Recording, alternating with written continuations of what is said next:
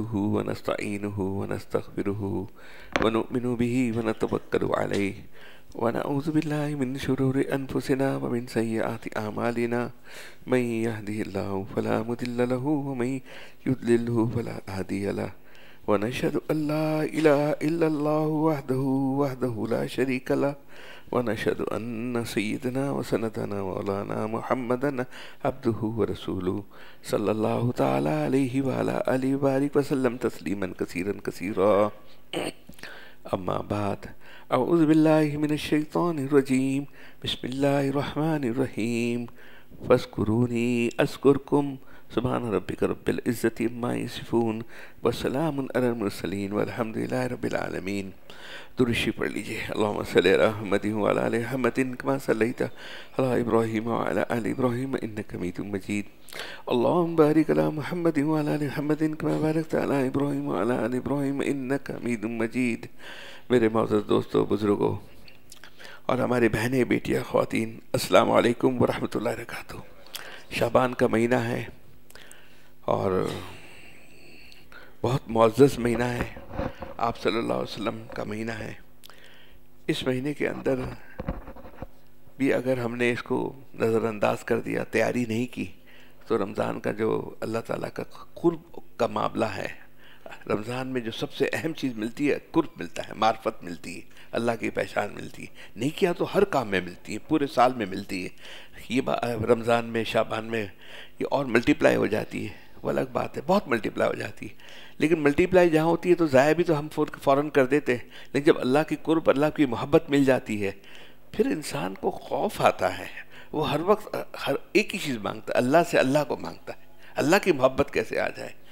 اور جب اللہ کی محبت مانگتا ہے اور اللہ تو وہ پھر اللہ کی تمام مخلوق سے محبت کرتا ہے. ہر چیز سے وہ محبت کرتا ہے جو اللہ کی ہے نا. ان فی خلق السماوات والارض والجبال والاوتاد. اللہ کی تمام مخلوق سے وہ محبت کی، یہاں تک کہ وہ جانور اور چونٹیوں سے بھی محبت کرتا ہے. وہ کسی کو تکلیف نہیں دیتا. اگر تکلیف آتی ہے تو خود برداشت کر لیتا ہے، لیکن اللہ کی کہتا ہے کہ اللہ کے مخلوق ہے، میرے اللہ کے مخلوق ہے.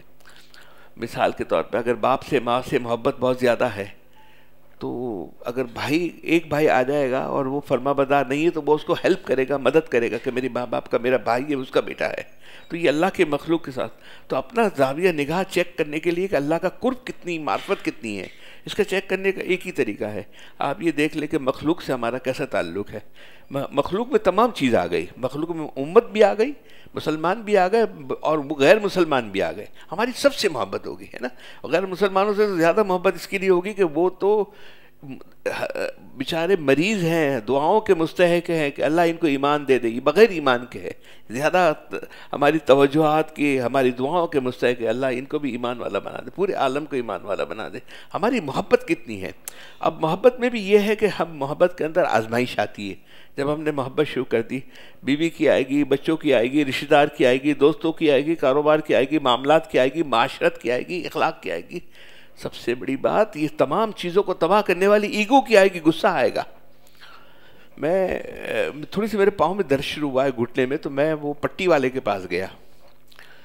یہاں پتہ چلا کہ بہت اچھا پٹی والا ہے، تو میں پٹی والے کے پاس گیا. تو میں نے دیکھا بڑا رش ہے، 2-2.5 گھنٹے کی ویٹنگ لسٹ ہے. پھر میں نے معلوم کیا کہ یہ حبیب پٹی والا ہے. تو میں اس کو دیکھتا رہا، غور سے توجہ بھی دیتا رہا.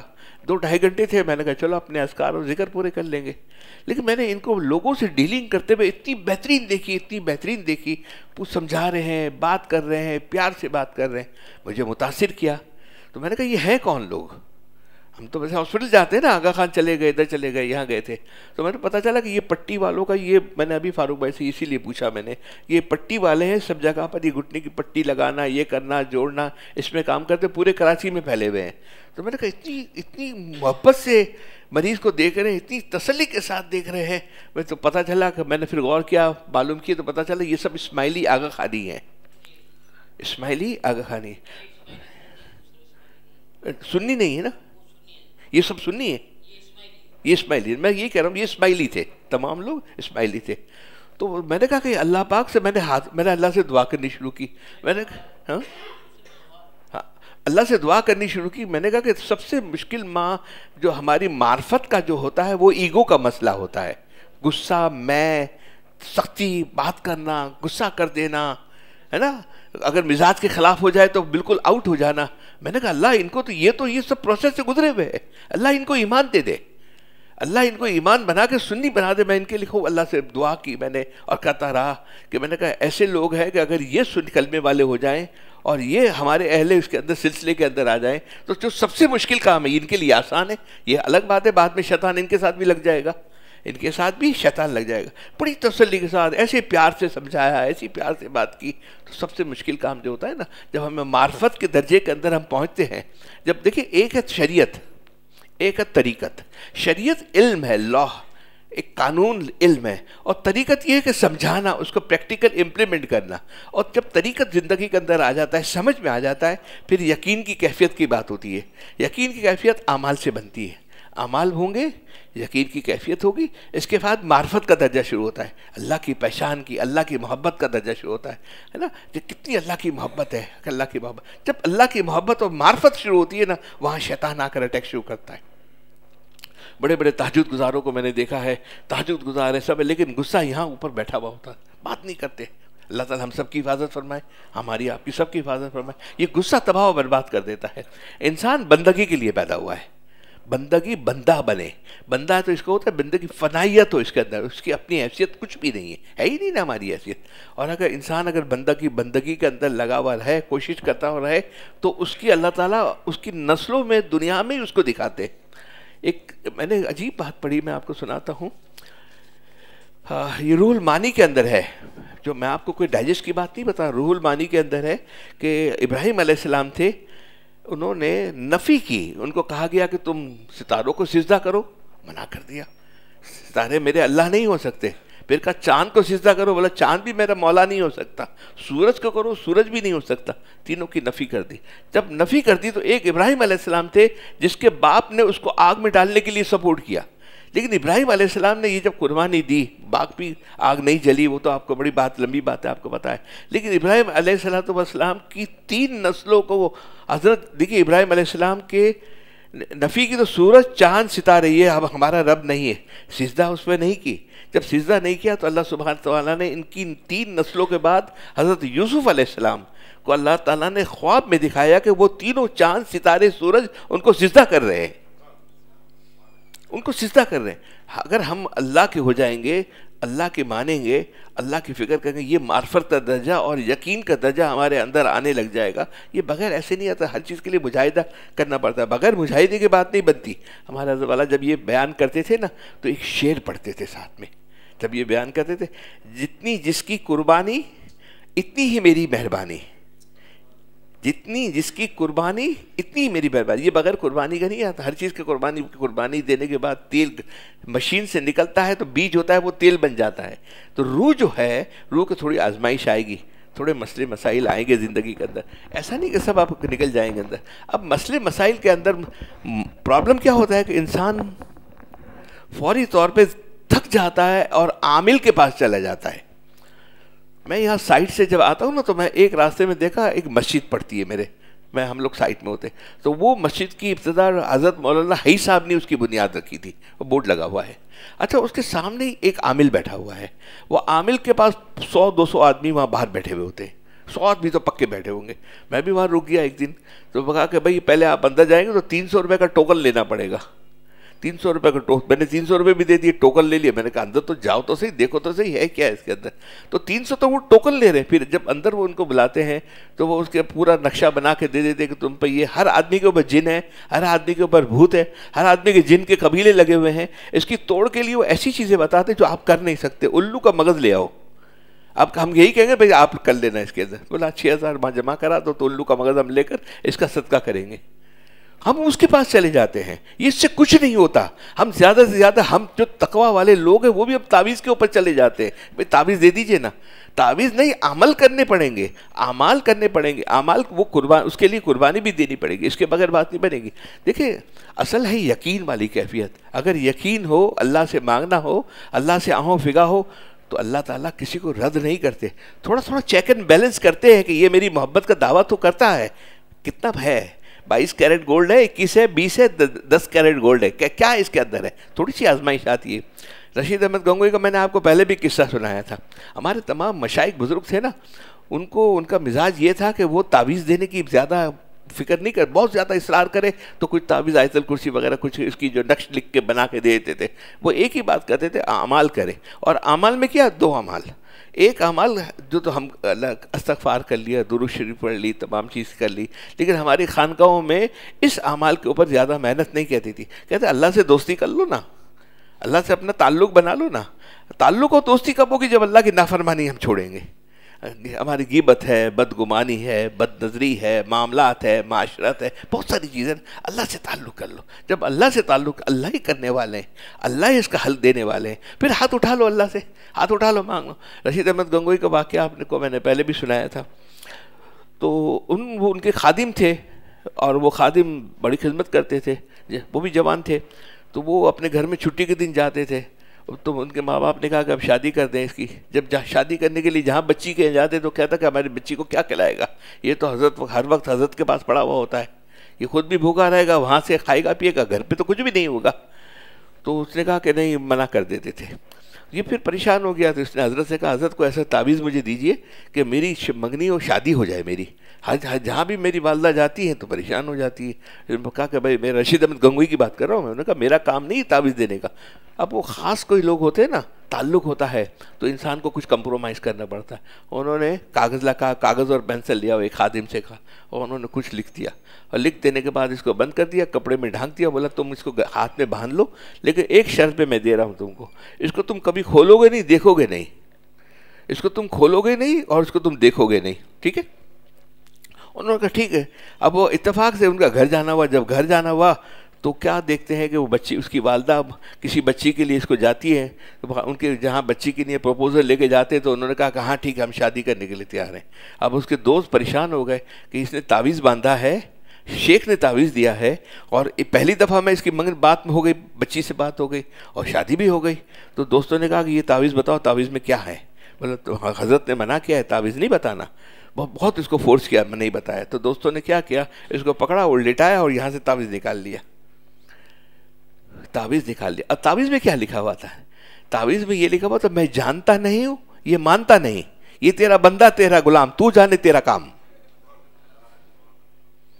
میں جانتا نہیں ہوں، یہ مانتا نہیں ہے، یہ تیرا بندہ تیرا غلام، تو جانے تیرا کام. اللہ نے، اور ہمارا گمان ہے اس حاجی صاحب نے، رشید احمد گنگوئی نے ہاتھ اٹھا لیا ہوگا، اللہ اس کا کام کر دینا، عافیت فرما دینا، خیر فرما دینا، اس کا کام ہو گیا. کام دعاؤں سے ہوگا، تقویٰ سے ہوگا، اللہ سے تعلق بنانے سے ہوگا. اور یہ شعبان کا مہینہ معرفت کا مہینہ ہے، حضور کا مہینہ ہے. اگر شعبان کے اندر تھوڑی ہماری توجہ محنت ہو جائے، تھوڑا اللہ سے مانگنا ہو جائے، تو انشاءاللہ عافیت کے ساتھ ہمارا یہ وقت گزر جائے گا.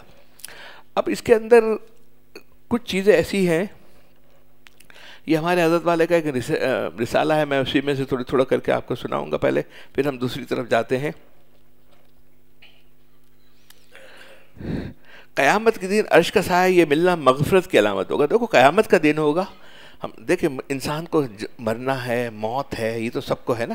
اگر یہ جو حالات پیدا ہوئے تھے تو ہم نے کہا کہ ویکسین لگانا سب نے شروع کر دیا تھا نا، یہ جب 2 سال پہلے جو ہوا تو ویکسین لگایا تو اس میں تھا کہ کوئی مرتا تھا، کوئی زندہ رہتا تھا. 1% کہتے تھے کہ موت کا چانس ہے ویکسین کے بعد، باقی 99% آپ سیف ہے. کووڈ کی میں بات کر رہا ہوں، جب کووڈ آیا تو ہم نے ویکسینز لگانے شروع کیے نا. لیکن موت تو ایسی ہے نا، یہ تو 100% سب کو یقین ہے، سب کو آنا ہے. اور جو عرش کا میدان ہوگا وہ اپنے اپنے گناہوں کی طرح سورج اوپر ہوگا، کوئی گردن تک ہوگا، کوئی ناف میں تک ہوگا، پسینے میں ڈوبا ہوگا. جب پسینے میں ڈوبا ہوگا وہاں سے اللہ کی پکار آئے گی. جس کو اللہ پکاریں گے عرش کا سایہ دیں گے، وہ حساب نہیں ہوگا. قیامت کے دن عرش کا سایہ ملنا مغفرت کی علامت ہے، عرش کا سایہ ہوگا، ٹھیک ہے. قیامت کے دن سورج کو اتنا قریب کر دیا جائے گا کہ سب کے سب سر ایسے کھولیں گے جیسے پکتی ہوئی ہنڈیا کھولتی ہے، اور ہر شخص اپنے گناہوں کے اعتبار سے پسینے میں ڈوبا ہوا ہوگا. کوئی گھٹنے تک پسینہ ہوگا، کوئی کمر تک ہوگا، کوئی گردن تک پسینہ ہوگا. تو وہ 7 اعمال ہیں 7 اعمال جن کے کرنے سے قیامت کے دن عرش کا سایہ نصیب ہوگا، وہ 7 اعمال کی ہم تھوڑے سے بات کریں گے۔ دیکھیے یہ شعبان کے مہینے کے اندر تھوڑا سا مجاہدہ ہے، تھوڑی محنت ہے، تھوڑی کوشش ہے، تھوڑا سا کام سے تھوڑا کم توجہ کر دیں، اپنے کام میں، اپنی نوکریوں میں، اپنے جاب میں، اپنے چیزوں کے اندر اگر تھوڑا پرسنٹیج اللہ کو زیادہ دے دیں، ہے نا۔ یہ 7 اعمال کی تھوڑی سی فکر کر کے ہم محنت کر لیں، کم از کم نیت کر لیں، کوشش کرنا شروع کر دیں، تو رمضان میں وہاں پہنچ جائیں گے۔ ہم نے کوشش کی کہ چلنا ہے، وہاں تک پہنچنا ہے، کوشش کریں گے، یہ نہیں ہم ہاں ارادہ ہے ہمارا ہم کریں گے، ارادہ نہیں، چل پڑنا ہے، چلنا ہے، قدم اٹھانا ہے۔ 7 اعمال کیا ہے؟ 7 اعمال سے پہلے یہ سن لیجیے حدیث کے خادموں کا حضور صلی اللہ علیہ وسلم کی دعا۔ یہ جو آپ یہاں آتے ہیں، آنے کے بعد جو ہماری یہ نشر و اشاعت کتابیں اور لوگوں کو دعوت دینا، یہ سب ایسا عمل ہے جس کے اندر اللہ سبحانہ وتعالیٰ اتنے راضی ہوتے ہیں، کیونکہ خالص اللہ کے لیے ہوتا ہے نا۔ حضور صلی اللہ علیہ وسلم نے ان کے لیے خصوصی دعائیں دی ہیں۔ حضور صلی اللہ علیہ وسلم کی دعا حاصل کرنے کی 3 شرائط ہیں۔ پہلی شرط کیا ہے؟ تو نبی نے دعا مانگنے کی 3 شرطیں کی ہیں۔ کس کو 3 دعائیں ملیں گی؟ یعنی حدیث کو غور سے سنیں، پھر اس کو امانت کی طرح محفوظ کرے اور اس کو آگے بڑھا دے، یعنی دوسروں کو سنا دے۔ تو ہم سب کو انشاءاللہ حضور صلی اللہ علیہ وسلم یہ دعا لینی ہے، لہٰذا حدیث کو غور سے سننے کے بعد اس کا انعام کیا ہے؟ حضور صلی اللہ علیہ وسلم نے فرمایا کہ جو دین کی دعوت اور دین کی فکر اور دین کی محنت جو آگے بڑھاتا ہے، اے خدا آپ ایسے بندوں کو ہرا بھرا رکھیے۔ حضور کی دعا، ہم تو بزرگوں کی دعا کے لینے کے لیے، دوستوں کی دعا لینے کے لیے کہاں جاتے ہیں، یہاں تو حضور کی دعا مل رہی ہے نا، حضور کی دعا مل رہی ہے۔ اور حضور صلی اللہ علیہ وسلم نے فرمایا نا کہ اس کے اندر کم و بیش اللہ معاف فرمائے، 2 اعمال کر لیجئے، ایک جو استغفار کرتا ہے، اور حضور صلی اللہ علیہ وسلم کی اپنی حیات ہے، جو درود شریف پڑھتا ہے، درود شریف پڑھیے، اس کے اندر درود شریف پڑھیے، استغفار کیجئے، عذاب نہیں آئے گا، عذاب رک جائے گا۔ یہاں تک کہ اگر اس کو کافر لوگ بھی استغفار پڑھتے ہیں اور آپ صلی اللہ علیہ وسلم کی موجودگی ہے، آپ حضور صلی اللہ علیہ وسلم کے حیات کے زمانے میں جو استغفار کرتا تھا، وہاں ان کے اوپر بھی عذاب نہیں آتا تھا۔ تو آج تو ہم حضور صلی اللہ علیہ وسلم پڑھتا فرما گئے۔ یہ شعبان میں درود شریف اور استغفار، دیکھیے جیسے ملک کے حالات جس طرح ہم گزر رہے ہیں، جہاں جہاں ہمارے جو جیسے حالات بنتے جا رہے ہیں، روز اپنا ڈیولپمنٹ کوئی نیا نیا ہو رہا ہے۔ اس کے اندر ایک ہی سولیوشن ہے، تو میرے دوستو سب ہم مل کر کوشش کریں، استغفار کریں، خوب استغفار کریں۔ استغفار کی تمام چیز کا اس کے اندر حل ہے، شکر بھی ہے، دوا بھی ہے، ہر چیز ہے اس کے اندر۔ اب 7 چیزیں کیا ہے؟ اللہ تعالیٰ دونوں جہاں میں سکون حاصل کرنے کا طریقہ، اسی لیے کہتا ہوں کہ خدا کے لیے اپنی زندگی کو خالق کی زندگی پر فدا کرو، اور اللہ تعالیٰ کی زندگی اختیار کر کے دونوں جہاں میں سرخرو ہو جاؤ، اور دونوں جہاں میں سکون قلب کی ضمانت کے لیے میں حلف اٹھاتا ہوں، حضرت والا فرما رہے ہیں، اٹھاتا ہوں قرآن پاک کے وعدوں اور حضور صلی اللہ علیہ وسلم وعدوں پر، کہ میں اس مسجد کے منبر پہ باخدا کہتا ہوں، جس نے اللہ کو اپنا دل دیا، جس نے اللہ کو اپنا دل دیا، اللہ نے اس کے دل کو چین عطا فرما دیا، اور جس نے غیر اللہ کو دل دیا، وہ ظالم دل کو چین سے رکھنا کیا جانے، جو اپنی ہی دل چین سے نہیں رکھتا تھا، وہ دوسروں کا دل چین سے کیا رکھے گا۔ لہٰذا آپ مخلوق کے سپرد مت کیجئے، لہٰذا اپنے آپ کو مخلوق کے حوالے مت کیجئے، ہمت سے کام لو۔ لیکن ہمت سے کام کیسے لیں گے؟ ایک صاحب نے مجھ سے سوال کیا کہ صاحب جلد دیندار بننے کا نسخہ کیا ہے؟ میں حضرت والا کے ملفوظات سنا رہا ہوں آپ کو۔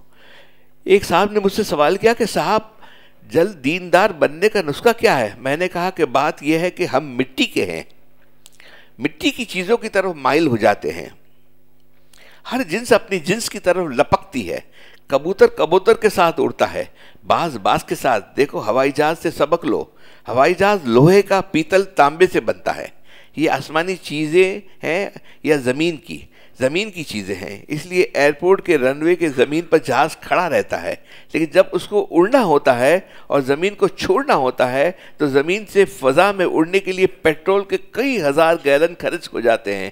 جب وہ تیز دوڑتا ہے، اوپر کی طرف اڑتا ہے، تو ان چند منٹوں میں پیٹرول کے کئی ہزار گیلن خرچ ہو جاتے ہیں۔ تو ہم مٹی کے ہیں، اگر ہم مٹی کے کھلونوں سے، مٹی کے کبابوں سے، اگر ہم مٹی کے ہیں، اگر ہم مٹی کے کھلونے سے، مٹی کے کبابوں سے، مٹی کی بریانیوں سے، مٹی کے مکانوں سے، مٹی کی عورتوں سے، مٹی کی تمام چیزوں سے اپنی روح کو الگ کر کے اللہ کی طرف اڑنا چاہیں، تو ہمیں بھی کئی ہزار گیلن پیٹرول اپنی روح اور دل کی ٹانکی میں ڈلوانا پڑے گا، اور اس پیٹرول کا نام ہے اللہ کی محبت۔ اس کے بغیر بات نہیں بنے گی میرے دوستو۔ پھر ہم زمین سے جلد ٹیک آف کر جائیں گے. لہٰذا جلد دیندار بننے کا نسخہ یہی ہے. اگر 10 کروڑ کا بالکل نیا ہوائی جہاز خرید لائیں گے لیکن اس کے اندر پیٹرول نہ ہو یا ہو تو تھوڑا ہو, تو آپ بتائیے وہ زمین سے ٹیک آف نہیں کر سکتا. کراچی سے جدہ جانے میں جتنا پیٹرول خرچ ہوتا ہے تقریباً اتنا ہی مقدار اس کو اڑانے میں خرچ ہو جاتی ہے. اس کے بعد جب وہ ہواؤں میں دوش اڑنے لگتا ہے تو پیٹرول کم خرچ کرتا ہے.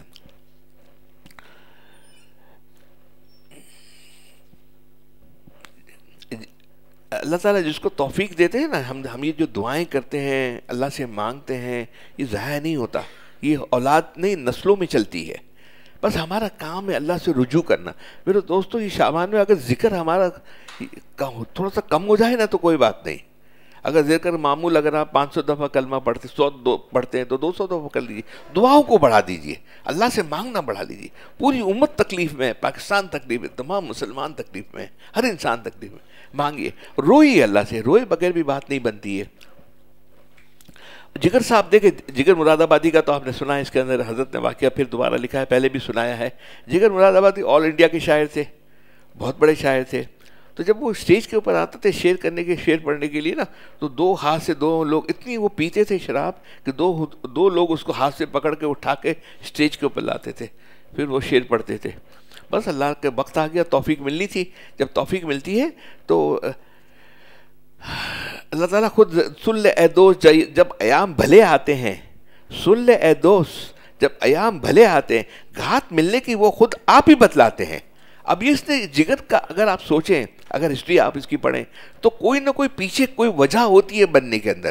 باپ نے کوئی انویسٹمنٹ کیا ہوتا ہے, دادا نے کیا ہوتا ہے, ماں نے کیا ہوتا ہے, کسی نے کوئی ایسا نیک کام زمین میں بویا ہوتا ہے جس کی اولاد نسل کٹتی ہے. اگر وہ ڈسٹریکٹ بھی ہو جائے نا, اولاد ٹریک سے ہٹ بھی جائے, تو جو اللہ سبحانہ و تعالیٰ کی تجوری میں آنسو ہمارے جمع ہے, اس آنسو کے صدقے میں اللہ تعالیٰ کیش کر لیتے ہیں, اس کو دوبارہ پٹری پہ لے آتے. جگر مراد آبادی کو بھی یہ ہوا ذہن میں آیا کہ اب تو اتنی عمر ہو گئی ہے, اور اپنے ایک دوست سے کہا کہ بھائی کہ تم نے جو اس وقت جبہ پہنا ہوا ہے اور تم کو دینداری آ گئی ہے, میرے میں دینداری کیسے آ جائے؟ تو کہا جہاں میں, چلو میں تم کو لے چلتا ہوں. پھر جب ان کے ذہن بن گیا تو پھر ان کی ہدایت کا وقت آ گیا. وہ تھانہ بھون پہنچے, حکیم الامت اشرف تھانوی صاحب پہنچے, جگر مراد آبادی. جگر مراد آبادی جب وہاں پہنچے نا, اس سے پہلے وہاں انہوں نے حضرت تھانوی کی 4 باتوں کے لیے دعا کروائی. مجلس ہو رہی تھی تو انہوں نے وہاں جب جگر مراد آبادی آئی تو انہوں نے حضرت سے کہا کس کام کے لیے آنا؟ بولا میں آپ سے 4 دعائیں کروانے کے لیے آیا. ٹھیک ہے, سارے دعا کروائی کہ حضرت تھانوی سے 4 باتوں کے لیے دعا کروائی کہ میں شراب چھوڑ دوں, دیکھیے اس کو بھی احساس تھا کہ میں غلط کام کر رہا ہوں, داڑھی رکھ لوں, حج کراؤں, اور خاتمہ ایمان پر ہو جائے. اس اللہ کے پیارے کے ہاتھ اڑ گئے, اس پر حضرت کے ہاتھ اڑ گئے. جب اللہ کے پیاروں کے دعا کے لیے ہاتھ اڑ جاتے ہیں تو وہی معاملہ ہوتا ہے. اللہ والوں کے ہاتھ اٹھنے سے دعاؤں کا کچھ اور ہی رنگ ہوتا ہے. لہذا جگر صاحب واپس آئے اور شراب چھوڑ دی. جب شراب چھوڑ دی تو ڈاکٹروں نے کہا کہ جگر صاحب سے کہا کہ تم شراب چھوڑتے ہو, پوری زندگی پیتے رہے ہو, تمہاری تو موت ہو جائے گی, تم کیسے جیو گے؟ آپ کو پتہ ہے شرابی اور ایڈی کو نا پھر اس کا ہاتھ کھینچتے ہیں. تو اس نے ڈاکٹرز نے کہا کہ تم تو شراب پینا دوبارہ شروع کر دو ورنہ تمہاری موت واقع ہو جائے گی. تو جگر مراد آبادی نے ڈاکٹروں سے کہا, آل انڈیا, کیونکہ آل انڈیا شاعر تھے, کہ بھائی اگر میں شراب پیوں گا تو کتنا جیوں گا, وہ تم شراب پینا شروع کر دو تو تم 5-7 سال 8 سال تم زندہ رہ جاؤ گے. تو انہوں نے کہا کہ اگر میں شراب پی کر اللہ کی نافرمانی میں 5 سال 8 سال زندہ ہوتا ہوں تو میں اس کو بہتر سمجھتا ہوں کہ قہر خداوندی میں اس وقت رہوں تو میں فضل خداوندی میں رہوں, شراب چھوڑ دوں میری موت آ جائے. انہوں نے نہیں پی. تو ارادہ کرنا پڑتا ہے, عزم کرنا پڑتا ہے, قربانی کرنی پڑتی ہے نا, یہ تمام چیزیں ہوتی ہیں. اللہ باقی جب انہوں نے اس کے بعد داڑھی رکھ لی, داڑھی رکھنے کے بعد حج کر کے آئے, 3 باتیں پوری ہو گئی. جب تینوں باتیں ہو گئی تو چوتھی تو جب انسان نزا کی حالت میں جاتا ہے تو کسی کو پتہ نہیں ہوتا. تو حضرت کا مشائخ حضرات کا کہنا ہے کہ جب 3 باتیں اللہ نے دعا قبول کر لی, امید ہے ان کا ایمان پہ, وہ بھی ایمان پہ خاتمہ ہو گیا ہوگا. تو ارادہ عزم تو کرنا پڑے گا, عزم کیے بغیر بات نہیں بنتی ہے. جب وہ بمبے سے واپس آئے نا تو وہ ان کا ایک شعر تھا, چلو دیکھ آئیں تماشا جگر کا, سنائیں وہ کافر مسلمان ہوگا. دیکھیے انسان کی زندگی کا کوئی پتہ نہیں ہے, نہ جانے بلا لے پیا کس گھڑی. تو رہ جائے تختی کھڑی کی کھڑی، کب کسی وقت کس کا وقت آ جائے چلے جائیں، اس کا انتظار نہ کریں، کل کا انتظار نہ کریں۔ دیکھیے شعبان کا مہینہ ہے، یاد رکھیے گا یہ ہفتہ اتوار اور پیر میرا خیال ہے ایام بیس کے روزے بھی ہیں، اور اگلی اتوار کی رات کو ہماری 15 شعبان بھی ہوگی۔ یہ روزوں کا اہتمام میرے تمام ساتھی کا ہونا چاہیے، اور سب سے زیادہ حضور صلی اللہ علیہ وسلم شعبان میں روزے رکھتے تھے، ٹھیک ہے؟ ہم شعبان میں کوشش کریں اور بھی مزید روزے رکھ سکیں۔ پیر اور جمعرات کو آپ صلی اللہ علیہ وسلم کی سنت ہے، اس وقت روزے رکھتے تھے۔ اگر وہ نہ رکھ سکیں تو ہم ہفتہ اتوار یعنی اگلی اتوار انشاءاللہ ہم سب کوشش کر کے روزے سے ہوں گے، اور اتوار کی انشاءاللہ اتوار کی رات ہماری 15 شعبان ہوگی، یعنی پیر کا دن 15 شعبان کا دن ہوگا، ٹھیک ہے؟ صحبت کے بارے میں سن لیجئے۔ ابو ہریرہ رضی اللہ تعالیٰ عنہ کے حضرت والے ایک مثال دے رہے ہیں۔ اس حضرت ابو ہریرہ رضی اللہ عنہ مختصر تذکرہ، اس حدیث کے راوی حضرت ابو ہریرہ رضی اللہ تعالیٰ عنہ ہے۔ ابو ہریرہ رضی اللہ تعالیٰ عنہ سے 5364 حدیثوں کے راوی ہیں۔ ابو ہریرہ رضی اللہ تعالیٰ عنہ 5364 حدیثوں کے راوی ہیں۔ 800 تابعین کو مدینہ میں پڑھایا کرتے تھے۔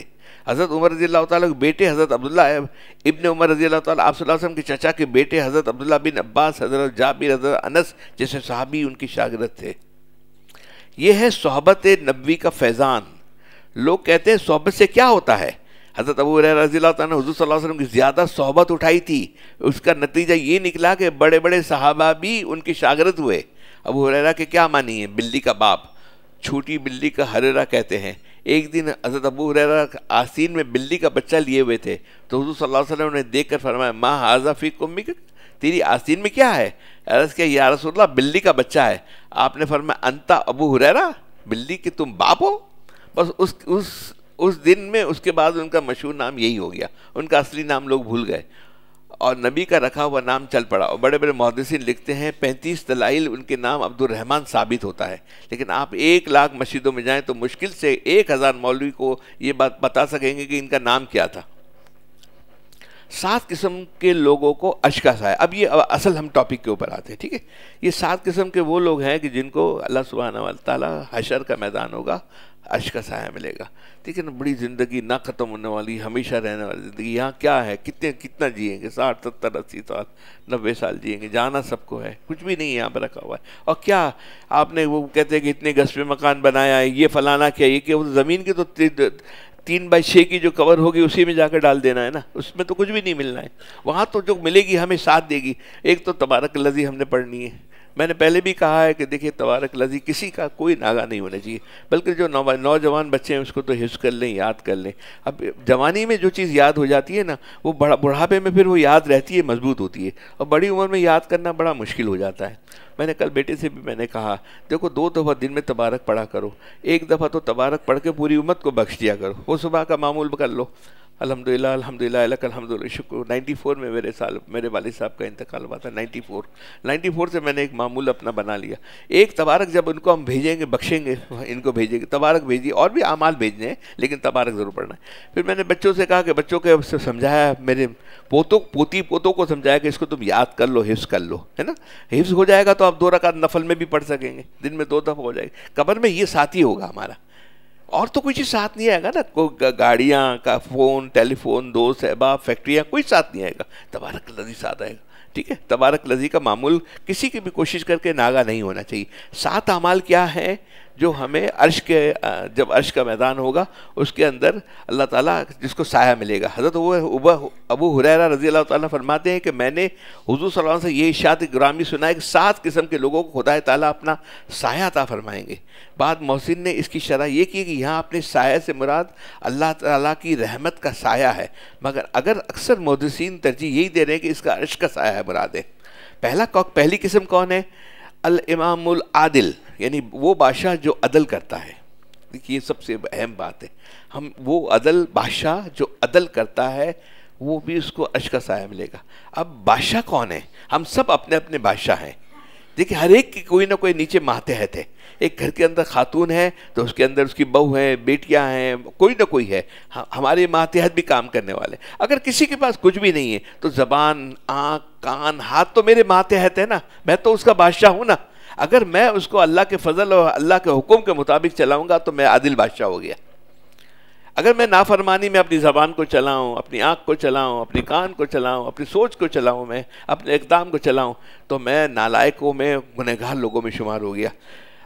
یعنی وہ بادشاہ جو عدل و انصاف سے حکومت کرتا ہے، مشہور محدثین علامہ ابن حجر اسقلانی رحمۃ اللہ لکھتے ہیں کہ اس میں وہ تمام لوگ شامل ہیں جو اپنے گھر کے ہیڈ آف ڈپارٹمنٹ یعنی سربراہ ہیں، ساس ہے، بہویں بہت ہیں، وہ ہیڈ آف دا ڈپارٹمنٹ ہے نا۔ یہاں ان کے لیے تو اتنا آسان ہے کہ اپنی بچیوں کے ساتھ، بہو کے ساتھ، رشتہ داروں کے ساتھ، پڑوسیوں کے ساتھ، اسی طرح مردوں کا ہے، جو جتنے اوپر مقام کے اوپر ہے، پوزیشن کے اوپر ہے، اس کو اللہ تعالیٰ نے زیادہ بادشاہت دی ہے، وہ وہاں انصاف کر لے، اللہ کی رضا کے مطابق چلا ہے۔ ہر انسان اپنے گھر کا بڑا ہوتا ہے، تو جو اپنے گھر میں بڑا ہے وہ بھی اپنے گھر والوں کا، مثلا بیوی، بہو، بیٹے، بیٹیاں سے عدل اور انصاف کا معاملہ کرے گا، تو وہ بھی اس میں شامل ہے۔ یہ نہیں حدیث ہے کہ صرف ملک کے بادشاہ ہی کے لیے ہے، امام عادل سے مراد سلطان عادل تو ہے، مگر تمام عدل و انصاف کرنے والے، یہاں تک کہ ہر گھر کا بڑا بھی اس میں شامل ہے۔ عرش کا سایہ حاصل کرنے والوں کی دوسری قسم، وَالشَّبَابُ نَسَعَ فِي عِبَادَةِ اللَّهِ، اس حدیث سے پہلے نمبر میں بادشاہت کا نشہ تھا کہ بادشاہت اور سلطنت کا نشہ ہوتے ہیں، بھی عدل و انصاف ہاتھ سے نہ جانے دے۔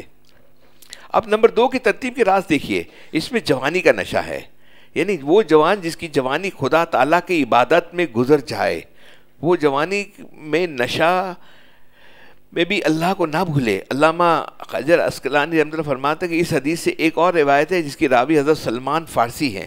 اس حدیث میں جس جوان نے اپنی جوانی اور جوانی کا نشہ اور نشاط کو، اپنی امنگوں اور آرزوؤں کو اللہ تعالیٰ پہ قربان کر دیا، بہت طلب ہو رہی ہے، ہم نے موبائل کھول دیا، موبائل کھولنے کے بعد ایک نہ آپ مجھ سے ادھر آ جائیں نا، ایک کے بعد ایک کچھ بیان بھی کر دیجیے گا، ایک کچھ نہ کچھ، جب موبائل سے وہ ہٹتا نہیں ہے، گناہ کے تقاضے پیدا ہوتے ہیں، حالات پیدا ہوتے ہیں، اور وہ جوان بھی ہے اور شہوت بھی ہے، شہوت غالب بھی ہے، تمام چیزیں ہیں، اس کے باوجود بھی وہ اللہ کے لیے، لیکن وَلِمَنْ خَافَ مَقَامَ رَبِّهِ جَنَّتَانِ، اللہ کے خوف سے، اللہ کی محبت سے وہ نہ کرے اور صرف اللہ کے لیے چھوڑ دے اس کے اندر، تو اس کو بھی عرش کا سایہ ملے گا۔ عرش کا حاصل کرنے والے کی تیسری قسم، وَرَجُلٌ قَلْبُهُ مُعَلَّقٌ بِالْمَسَاجِدِ، مسلمان جو بازار میں رہے مگر دل مسجد میں اٹکا رہے، وہ مسلمان جو بزنس کرتا ہے، سبزی منڈی میں ہے، مارکیٹوں میں ہے، دفتروں میں ہے، لیکن دل کی مسجد میں لگا ہوا۔ میں نے یہ بات جو دیکھی نا، مسجد میں اٹکا ہوا، یہ میں نے عربوں کو دیکھا، میں نے عربوں کو ریاض میں بھی دیکھا، دبئی میں کافی عربوں کی جگہ پر رہنا ہوا ہے، ان کے ساتھ ملنا ہوا ہے۔ یہ جب اذان ہوگی نا، کتنا بھی بزی ہوں گے، کتنا بھی کام کرتے ہوں گے، کیسے بھی ہوں گے، وہ اپنا کام کو چھوڑ کر مسجد کی طرف نکل پڑیں گے۔ میں نے وہاں دیکھا، وہ ہمیں کہتے تھے تم لوگ سب مسلمان ہو نا، غافل مسلمان ہو، صحیح کہتے تھے، اذان سنتے تھے، ہم کسٹمر کا ویٹ کرتے تھے، بالکل آخری وقت میں پہلی رکعت میں یا دوسری رکعت میں پہنچتے تھے، ہمارا وہاں اٹکا ہوا مسجد میں نہیں ہوتا تھا، ان کا دل وہاں اٹکا ہوا ہوتا تھا مسجد کے اندر، جاتے تھے، اذان کا جواب دیتے تھے، اور 2 رکعت نفل پڑھ کے پھر وہ اپنی گھر سے محبت ہونا گھر والے کی محبت کی دلیل ہے، خانہ خدا سے محبت صاحب خانہ سے محبت کی دلیل ہے، گھر سے محبت ہونا گھر والے کی محبت کی دلیل ہے۔ میں لیلا کے گھر کے چکر کیوں لگاتا ہوں؟ مجھے گھر کی محبت نے پاگل نہیں کیا ہے، بلکہ اس گھر میں جو رہتی ہیں یعنی لیلا ہیں، میں تو اس سے محبت میں اس کے گھر کے چکر لگاتا ہوں۔ تو دوستو، مسجد کس کا گھر ہے؟ اللہ کا گھر ہے، تو جس کو مسجد سے محبت ہوگی وہ اللہ سے محبت کی وجہ ہوگی۔ عرش کا سایہ حاصل کرنے والی چوتھی قسم ہے، نمبر 4، وہ مسلمان جو آپس میں اللہ کے لیے محبت رکھتے ہیں، آپس میں اللہ کے لیے ملتے ہیں اور اللہ کے لیے الگ ہوتے ہیں، یعنی خانقاہوں میں آتے ہیں لیکن اماں بیمار ہے تو تھوڑی دیر بیٹھ کر پھر اجازت لے کے چلے جاتے ہیں، غرض ان کا ملنا، الگ ہونا اللہ ہی کے لیے ہوتا ہے، تو ان کو بھی عرش کا سایہ ملے گا۔ لیکن اس میں ایک شرط یہ لکھی ہے کہ اس محبت پہ قائم بھی رہے، ذرا سی بات پہ کینہ نہ ہو، بدگمانی نہ آنے پائے، اس محبت پہ ہمیشہ قائم رہے۔ اللہ والی محبت شیطان کبھی بدگمانی پیدا کر کے ختم کرنے کی کوشش کرتا ہے، جب پانی ملتا ہے شیطان چاہتا ہے کہ اس کے چشمے سے متعلق دل میں بدگمانی ڈال دے۔ عرش کا پانچواں قسم کون سا ہے؟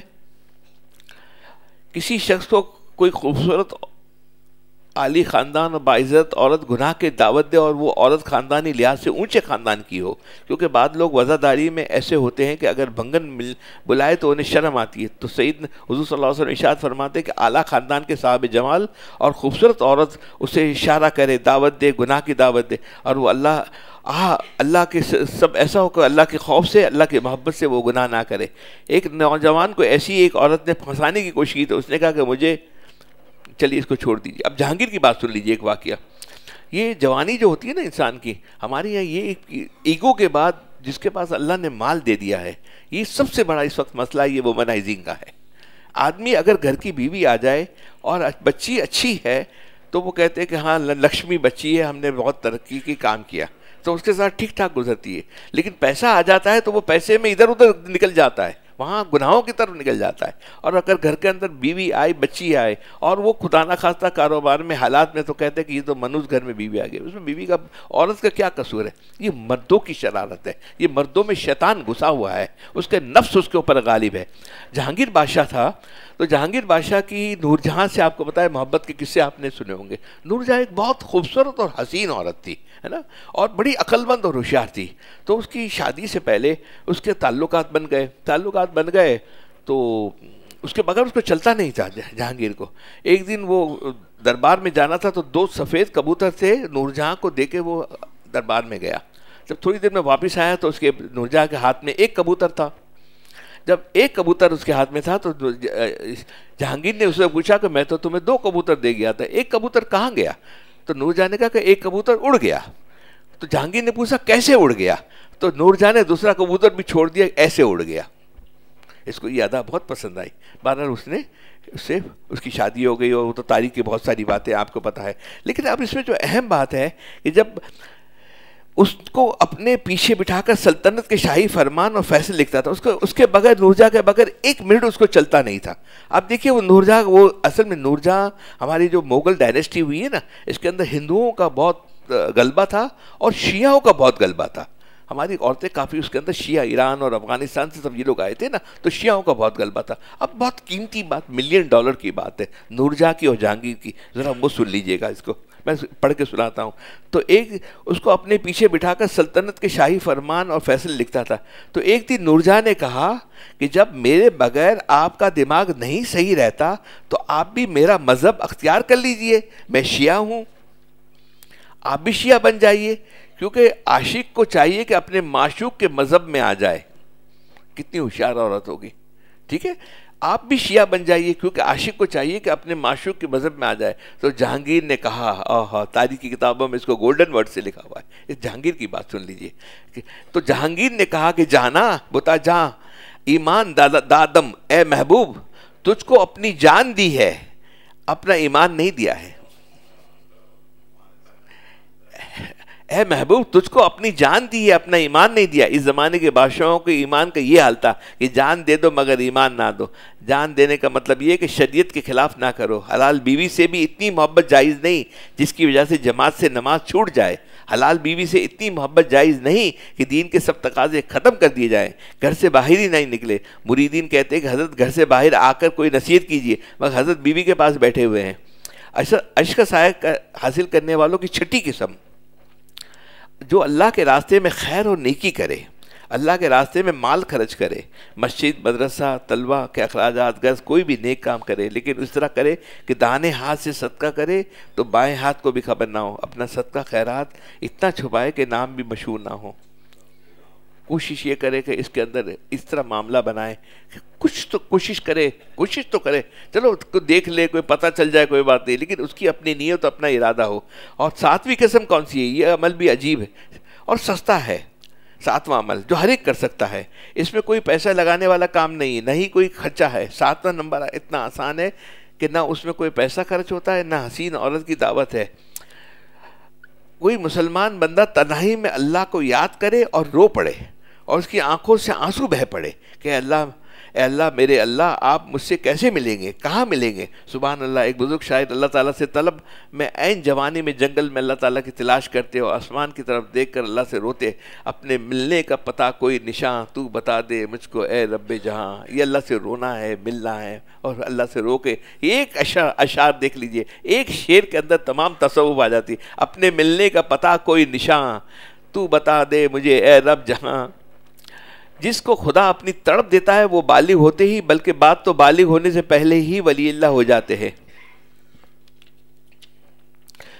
بیٹا کامران وہ وہاں سے لوگوں خواتین کی درخواست آئی ہے وہ اشعار کی, وہ آج آپ سنا دیجئے بیٹا.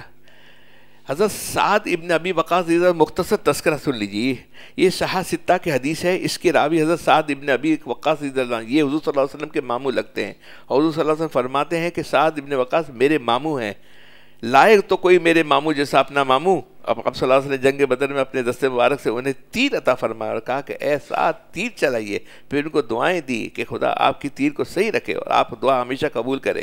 حضرت سعد بن وقاص ایک کافر پر تیر چلایا, وہ گر گیا اور ننگا ہو گیا. اس پر آپ صلی اللہ علیہ وسلم اتنا ہنسے کہ مارے خوشی کہ آپ کی داڑھیں کھل گئی. جنگ احد میں آپ صلی اللہ علیہ وسلم نے تیروں کا ترکش اور سارے تیر حضرت سعد ابن وقاص کو دے دیے اور ان سے فرمایا کہ اے سعد تیر چلائیے, میرے ماں باپ آپ پر فدا ہوں. حضرت علی رضی اللہ عنہ روایت کرتے ہیں کہ میں نے زندگی میں کسی صحابی کے لیے حضور صلی اللہ علیہ وسلم کی زبان مبارک سے ایسا جملہ نہیں سنا کہ نبی ہو کر آپ کسی صحابی پر اپنے ماں باپ فدا کر دے. حکیم الامت کی آخری تھوڑی سی 2-4 لائنیں پڑھ لوں.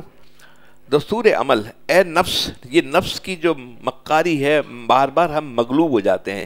جب مغلوب ہو جاتے ہیں ہماری توبہ ٹوٹ جاتی ہے. توبہ ٹوٹ جائی تو ایسا ہی ہے جیسے وضو ٹوٹ گیا, وضو کر لیا, پھر اللہ سے 2 رکعت پڑھ لی, 2 رکعت نہ بھی پڑھی تو ہاتھ اٹھایا, اللہ سے رو لیا کہ اللہ میں بار بار مغلوب ہو جاتا ہوں, نفس پہ میرے اوپر غالب آ جاتا ہے, میری زبان کے اوپر, میری سوچ کے اوپر, میری شہوت کے اوپر, میری اخلاق کے اوپر, میرے معاملات کے اوپر. اے اللہ میری مدد فرمائیے. حضرت حکیم الامت تھانوی رحمۃ اللہ اس کے علاج میں فرماتے ہیں اے نفس ایک دن دنیا سے, نفس سے بات کیجئے, اے نفس ایک دن دنیا سے جانا ہے, موت بھی آنے والی ہے, اس وقت یہ سب مال اور دولت یہیں رہ جائے گا, بیوی بچے سب تجھے چھوڑ دیں گے اور اللہ تعالیٰ سے واسطہ پڑے گا. اگر تیرے پاس نیک اعمال زیادہ ہوئے تو بخشا جائے گا, اور گناہ زیادہ ہوئے تو جہنم کا عذاب بھگتنا پڑے گا جو برداشت کے قابل نہیں ہے. اس لیے تو اپنے انجام کو سوچ اور آخرت کے لیے کچھ سامان کر. عمر بڑی قیمتی دولت ہے, اس کو فضول رہے گا مت برباد کر. مرنے کے بعد تو اس کی تمنا کرے گا کاش میں کچھ نیک عمل کر لوں جس سے مغفرت ہو جائے, مگر اس وقت تجھے یہ حسرت مفید نہ ہوگی. بس زندگی کو غنیمت سمجھ اور اس وقت تک اپنی مغفرت کا سامان کر لے. جی بیٹا اشعار کو سنا دیجیے بیٹا.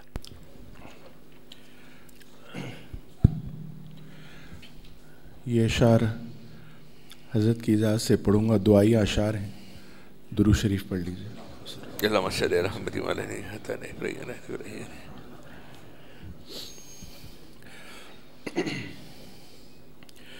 ہوا و حرص والا دل بدل دے,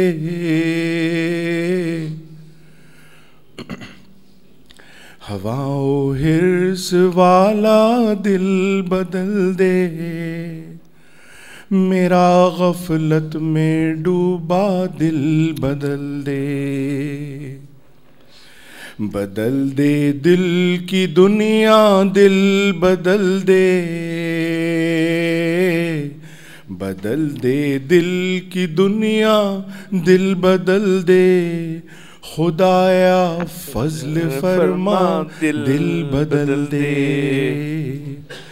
گناہ گاری میں کب تک عمر کاٹوں, گناہ گاری میں کب تک عمر کاٹوں, بدل دے میرا رستہ دل بدل دے. سنوں میں نام تیرا دھڑکنوں میں, سنوں میں نام تیرا دھڑکنوں میں, مزہ آ جائے مولا دل بدل دے. کروں قربان اپنی ساری خوشیاں, کروں قربان اپنی ساری خوشیاں, تو اپنا غم عطا کر دل بدل دے. میری فریاد سن لے میرے مولا، میری فریاد سن لے میرے مولا، بنا لے اپنا بندہ دل بدل دے. تیرا ہو جاؤں اتنی آرزو ہے، تیرا ہو جاؤں اتنی آرزو ہے، بس اتنی ہے تمنا دل بدل دے. یہ کیسا دل ہے سینے میں الہی، یہ کیسا دل ہے سینے میں الہی، یہ زندہ بھی ہے مردہ دل بدل دے. پڑا ہوں تیرے در پہ دل شکستہ، پڑا ہوں تیرے در پہ دل شکستہ، رہوں کیوں دل شکستہ دل بدل دے. جو تیرا سامنا ہو روز محشر، جو تیرا سامنا ہو روز محشر، تو دیکھے مسکرا کر دل بدل دے. ہٹا لوں آنکھ اپنی ماں سوا سے، ہٹا لوں آنکھ اپنی ماں سوا سے، جیوں میں تیری خاطر دل بدل دے. دل مغموم کو مسرور کر دے، دل مغموم کو مسرور کر دے، دل بے نور کو پر نور کر دے. میرا ظاہر سنور جائے الہی، میرا ظاہر سنور جائے الہی، میرے باطن کی ظلمت دور کر دے. سہل فرما مسلسل یاد اپنی، سہل فرما مسلسل یاد اپنی، خدایا رحم فرما دل بدل دے. سنوں میں نام تیرا دھڑکنوں میں، مزہ آ جائے مولا دل بدل دے. ماشاءاللہ. شعبان کا مہینہ ہے. مفتی صاحب سے میں کچھ تھوڑا سا بیان کرواؤں گا، ایک تو باتیں بتا دوں. میں میرے پاس ابھی ایک کاروباری صبح نماز میں آیا تھا. الحمدللہ مجھے اچھا بات کوئی سنتا ہے، عمل کرتا ہے تو اسے پیار محبت بھی آتی ہے. تو میں نے کچھ روز اس کو پہلے بتایا تھا تم اپنے اسٹاف کو کھانا کھلاؤ. انڈسٹریلسٹ ہے، کاروباری آدمی ہے، کئی ہزار آدمی اس کے پاس کام کرتے ہیں. میں نے تم اس کو کھانا کھلاؤ. تو انہوں نے کھانا کھلا کے، میں نے معلوم کو انہوں نے مجھے بتایا میں نے کھانا کھلانا شروع کر دیا. کھانا کھلاتا ہوں، یہ نہیں کہ آدھے پیسے میں اور 10 روپے کی روٹی 5 روپے کی، فری کھانا کھلاؤ. الحمدللہ. اچھا، اس سے پہلے ایک میں جب دبئی کا یہ معاملہ خراب ہوا تھا، دبئی بسٹ ہوا تھا، ببل بسٹ ہوا تھا، لوگ مقروض ہو گئے تھے، تو ہمارے دوست وہاں بھی کاروباری تھے، وہ کراچی میں آتے، اس کی بھی انڈسٹری تھی. تو دیکھا کہ میرے اوپر اتنا عرب کا قرضہ ہے، میں کیا کروں. میں نے کہا ایک حل ہے، انشاءاللہ میں دعا کروں گا جب تم ایک میری بات مان لو. تمہارے پاس بھی کئی ہزار آدمی کام کرتے، تم اس کو کھانا فری کھلانا شروع کر دو. اس نے کہا میں تمہیں مقروض ہوں، قرض ہوں، پیسہ نہیں ہے، میں کھانے سے کھانا کھلاؤں گا اور مقروض ہو جائیں گا. میں نے اب قرض لیں گے، قرض لے کے بھی کھانا کھلاؤ. فرعون ہے نا، 400 آدمی کا دسترخوان لگتا تھا. اس کو لوگ اس اپنے وزیر مشورہ دیتے تھے کہ اب تم دسترخوان کو چھوٹا کر دو، کھانا مت کھلاؤ، اتنا لمبا چوڑا کرتے ہو. جس دن جب اس کے اوپر عذاب آیا نا، یہ ہوتا چھوٹا ہوتے ہوتے 3 آدمی رہ گئے تھے، اور اس نے فرعون نے اعلان کیا تھا کل سے دسترخوان نہیں لگے گا، اور دوسرے دن یہ موسیٰ علیہ کی طرف دوڑ پڑا تھا اور غرق ہو گیا تھا۔ تو کوشش کریں کہ شعبان کے مہینے میں ہم زیادہ سے زیادہ کھانے کی ہماری ترتیب بن جائے، پورے سال کی ہو جائے، پھر ہم جتنا بھی کھلا سکیں، اپنے اسٹاف کو کھلائیے، اپنے عزیز اقاروں کو کھلائیے، رشتہ داروں کو خیال کیجیے، اس کے فکر کیجیے۔ راشن کی بہت مہنگائی ہے، بہت پریشان ہے، بہت وائٹ کالر ہے، پریشان ہے۔ تو یہ شخص کو میں نے وعدہ کیا تھا کہ میں نے کہا میں ایک حدیث آپ کو سناؤں گا، کہ میں نے کہا یہ اپنے عزیز اقارب رشتہ داروں کو ڈھونڈو، جو ہمارے جب بیوی کے رشتہ دار ہوں، اپنے رشتہ دار ہوں، ان کو کچھ آپ جو بھی پینشن کر سکتے ہو، وظیفہ کر سکتے ہو، ان کی پہلے مدد کرو۔ وہ ہمارے ماتحت ہیں نا، حضور صلی اللہ علیہ وسلم کی آخری وصیت بھی ہے نا، الزکوٰۃ والصلاۃ ما ملکت ایمانکم۔ تو یہ حدیث سن لیجئے، میں ان کے لیے سنا رہا ہوں۔ یہ حضرت انس رضی اللہ مروی ہے کہ انہوں نے کہا کہ حضور صلی اللہ علیہ وسلم سے عرض کیا، یا رسول اللہ صلی اللہ علیہ وسلم، میں ایک روٹی خیرات کر دوں، آپ کے نزدیک یہ زیادہ پسندیدہ ہے یا کہ 100 رکعت نماز پڑھوں؟ آپ نے ارشاد فرمایا کہ ایک روٹی خیرات کرنا میرے نزدیک 200 رکعت نفل نماز سے زیادہ پسندیدہ ہے۔ پھر میں نے عرض کیا کہ ایک لقمہ حرام کا چھوڑنا آپ کے نزدیک زیادہ پسندیدہ ہے یا 1000 رکعت ادا کرنا؟ آپ نے فرمایا ایک لقمہ حرام کا چھوڑنا میرے نزدیک 2000 رکعت نفل نماز سے بھی زیادہ پسندیدہ ہے۔ میں نے ایک بڑی قیمتی کتاب سے میں نے اس میں نکال کے لایا ہوں وہ صاحب کے لیے، تاکہ میں نے ان سے یہ جو بات فجر کی نماز کے بعد وہ آ گئے تھے، تو ان کو جب یہ بات کی تو میں نے اس میں سے میں لے آؤں گا، وہ کاپی کر کے میں آپ کو سناؤں گا۔ اب تیسری بات سنیے، پھر میں نے کہا یا رسول اللہ صلی اللہ علیہ وسلم، غیبت کا چھوڑنا آپ کے نزدیک زیادہ پسندیدہ ہے یا 2000 رکعت ادا کرنا؟ آپ نے فرمایا غیبت کا چھوڑنا تو میرے نزدیک 10,000 رکعت سے نفل سے بھی زیادہ پسندیدہ ہے۔ اب بتائیے، غیبت ہماری بدگمانی، ہرٹ کرنا، یہ ہم تو گناہ ہی نہیں سمجھتے۔ غیبت تو آج کل تو کسی کو گناہ سمجھا ہی نہیں جاتا۔ جب ہم بیٹھتے ہیں ٹیبل کے اوپر دوستوں کے ساتھ، تو زیادہ غیبت، زیادہ باتیں کرے وہی امپورٹنٹ آدمی ہوتا ہے، ورنہ کہتے ہیں یہ تو کلیور نہیں ہے، ہوشیار آدمی نہیں، بدو آدمی ہے۔ پھر میں نے کہا کہ بیوہ کی حاجت کو پورا کرنا آپ کو زیادہ پسند ہے یا 10,000 رکعت ادا کرنا؟ آپ نے فرمایا، آپ صلی اللہ علیہ وسلم نے فرمایا بیوہ کی حاجت کو پورا کرنا میرے نزدیک 30,000 رکعت نفل سے بھی زیادہ پسندیدہ ہے۔ پھر میں نے کہا یا رسول اللہ صلی اللہ علیہ وسلم، آپ نے اہل و عیال کے ساتھ بیٹھنا افضل ہے یا مسجد میں بیٹھنا؟ بہت امپورٹنٹ بات ہے۔ آپ نے فرمایا اپنے اہل و عیال کے ساتھ ایک ساتھ بیٹھنا میرے نزدیک اس مسجد میں اعتکاف کرنے سے بھی افضل ہے۔ پھر میں نے کہا اپنے اہل و عیال پر خرچ کرنا آپ کے نزدیک افضل ہے یا خدا کے لیے خرچ کرنا؟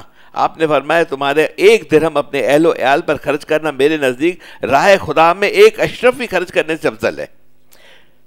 دیکھیے جوڑ ہے اسلام میں، یہ فیملی لائف ہے نا، بیوی بچے سب کے حقوق ہیں، ان کی فکر کرنی ہے۔ پھر میں نے کہا کہ حضرت صلی اللہ علیہ وسلم اپنے والدین سے سلوک کرنا آپ کے نزدیک زیادہ پسندیدہ ہے یہ 1000 برس کی عبادت؟ آپ نے فرمایا، حدیث کی پوری حدیث ہے، ٹھیک ہے، تو حدیث نہیں سنا رہا، یعنی حق آیا اور باطل مٹ گیا۔ والدین سے سلوک کرنا میرے اور خدا کے نزدیک 2000 برس کی عبادت سے زیادہ پسندیدہ ہے۔ تھوڑی سی ماشاءاللہ، کب آیا آپ عمرے سے؟ 3 دن ہو گئے، ماشاءاللہ۔ بسم اللہ الرحمن الرحیم، نحمدہ و نصلی علی رسول الکریم، اما بعد، قال النبی صلی اللہ علیہ وسلم فی دعائہ اللہم انی اسألک حبک وحب من یحبک وحب عمل یقربنی الی حبک، او کما قال علیہ الصلاۃ والسلام۔ مختصر سی بات ہے، رمضان المبارک کا مبارک مہینہ قریب آ رہا ہے۔ اللہ کے محبوب صلی اللہ علیہ وسلم کی ایک دعا کا ہمیں خوب اہتمام کرنا چاہیے۔ اللہ کے محبوب نے اللہ سے اس دعا میں 3 چیزوں کی محبت اللہ سے مانگی، اور اس میں سب سے پہلی چیز اللہ کی محبت ہے۔ اس دنیا کے اندر جتنی نعمتیں انسان کے پاس ہیں، ان میں سب سے زیادہ جو عظیم نعمت ہے، ایمان سے بھی بڑھ کر، وہ اللہ کی محبت ہے۔ اس لیے کہ اللہ نے ہر عضو کا ایک محل بتایا ہے کہ یہ عضو میں نے کس لیے بنایا ہے، ہاتھ کو کس لیے بنایا ہے، آنکھ کو کس لیے بنایا ہے، زبان کو کس لیے بنایا ہے، لیکن اللہ نے دل کو اپنی محبت کے لیے بنایا ہے۔